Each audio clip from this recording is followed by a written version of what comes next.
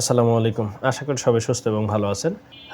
আমাদের এই যে 7 কলেজ আরকি ঢাকা ইউনিভার্সিটির আমি বলে থাকি আরকি সৎ সন্তান।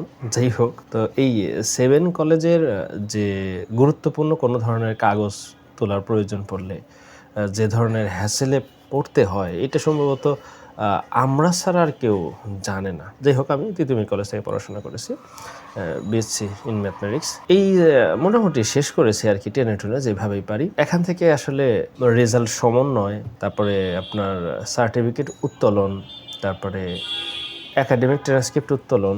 আমার যে পরিমাণ অভিজ্ঞতা আছে, কারণ আমি আবার বেশ কিছু পরীক্ষা-টরীক্ষা দিয়েছি। তো সেই সবগুলো অভিজ্ঞতাই আমি ভাবছি সিরিজ পর্যায়ে আপনাদের সাথে একটু আলোচনা করব।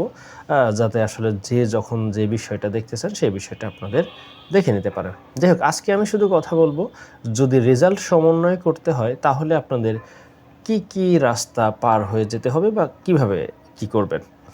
আপনি যদি 4 বছরে অনার্স শেষ করে ফেলেন বা আপনার অনার্স যদি সম্পূর্ণ হয়ে যায়, তো সেই ক্ষেত্রে আপনার রেজাল্ট সমন্বয় করার দরকার পড়বে সিজিপিএ আর কি কাউন্ট করার জন্য। সেই ক্ষেত্রে আপনাকে কি করতে হবে, কোথায় যেতে হবে, সেই বিষয়টা একটু ভালো করে জেনে রাখা দরকার। আসলে আমরা অনেকটা ভয় পাই, এতটা ভয় পাওয়ার কিছু নেই। আমাদের ফার্স্টে যে কাজটা করতে হবে, আপনি ফার্স্ট থেকে অর্থাৎ ফার্স্ট ইয়ার থেকে একদম 4th ইয়ার পর্যন্ত যতগুলো পরীক্ষা দিয়েছেন, ভালো করে বুঝেন, যতগুলো পরীক্ষা দিয়েছেন অর্থাৎ ইমপ্রুভ পরীক্ষা।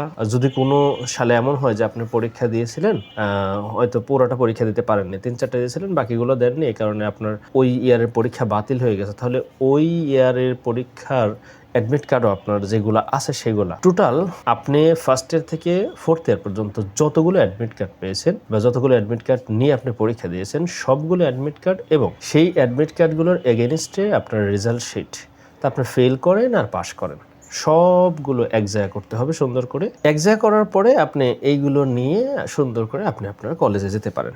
যাওয়ার পরে আপনাকে একটা আবেদনপত্র সংগ্রহ করতে হবে, সেটা আপনি চাইলে নিজ হাতেও লিখতে পারেন, যে আপনি আবেদন করতেছেন কোন পারপাসে, সেই পারপাসটা উল্লেখ করে যে আপনি রেজাল্টগুলো সমন্বয় করতে চান সেই জন্য। অথবা যদি কষ্ট না করতে চান সেক্ষেত্রে আপনার ওই যে প্রত্যেকটা কলেজের সামনেই তো কম্পিউটার দোকান রেডি থাকে এই বিষয়গুলোর জন্য, তো আপনি ওখানে যাবেন, একটা কাগজ 100 টাকা দিয়ে কিনবেন অথবা 50 টাকা দিয়ে কিনবেন, যেটার দাম নিতান্তই 2 থেকে 5 টাকা। যাই হোক, 100 বা 50 টাকা দিয়ে আপনি সেই কাগজ কিনবেন, যে কাগজে আর কি আপনার নাম, তারপরে হচ্ছে কি আপনার রোল নাম্বার, রেজিস্টার নাম্বার, এইগুলো দিয়ে কাগজটা সুন্দর করে তৈরি করে দেবে।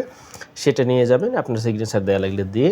তাহলে মোট কাগজ দাঁড়ালো কয়টা? আপনার মূলত ওই আবেদনপত্রটা আর ফার্স্ট ইয়ার থেকে 4th ইয়ার পর্যন্ত যতগুলো পরীক্ষা দিয়েছেন সবগুলো পরীক্ষার অ্যাডমিট কার্ড এবং রেজাল্ট শিট অবশ্যই 2 কপি করে ফটোকপি করবেন সবগুলাই। এছাড়া এক্সট্রা হিসেবে আপনাকে নিতে হবে রেজিস্ট্রেশন কার্ডটা।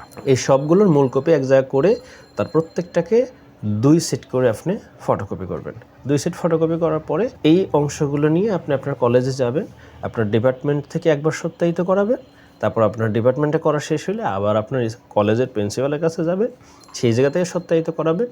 এইটাকে নিয়ে আবার আপনি প্লেনে চড়ে ঢাকা ইউনিভার্সিটিতে যাবেন। ঢাকা ইউনিভার্সিটিতে যাওয়ার পরে হ্যাঁ, প্লেন ছাড়া আপনি মেট্রো রেলেও যাইতে পারেন, যেটাতে যাইতে চান আর কি। আপনি ওখানে গিয়ে এটা সুন্দর করে রেখে চলে আসবেন। এটার জন্য খুব একটা হ্যাসেলে পড়তে হয় না। তাইলে আশা করি আপনারা বুঝতে পারছেন। যদি কোনো ভয়ে বা চিন্তায় ভাবনায় থাকেন, চিন্তা ভাবনা না করলে চলবে। আশা করি আমি আপনাদের বোঝাতে পেরেছি। তারপর বুঝতে সমস্যা হলে একটু কমেন্ট করতে পারেন, হয়তো বা আমি ওখানে বলে দেবো। সবাই সুস্থ এবং ভালো থাকেন। আর হ্যাঁ, আমি বাদবাকি বিষয়গুলো নিয়েও পরের ভিডিওতে কথা বলবো। সার্টিফিকেট হতে গেলে কী হয়, সবচেয়ে কঠিন রাস্তা সার্টিফিকেট, আর যদি আপনি একাডেমিক ট্রান্সক্রিপ্ট হতে চান সেই বিষয়টা নিয়ে পরবর্তী ভিডিওতে কথা বলছি। ততক্ষণ পর্যন্ত ভালো থাকুন। আসসালামু আলাইকুম।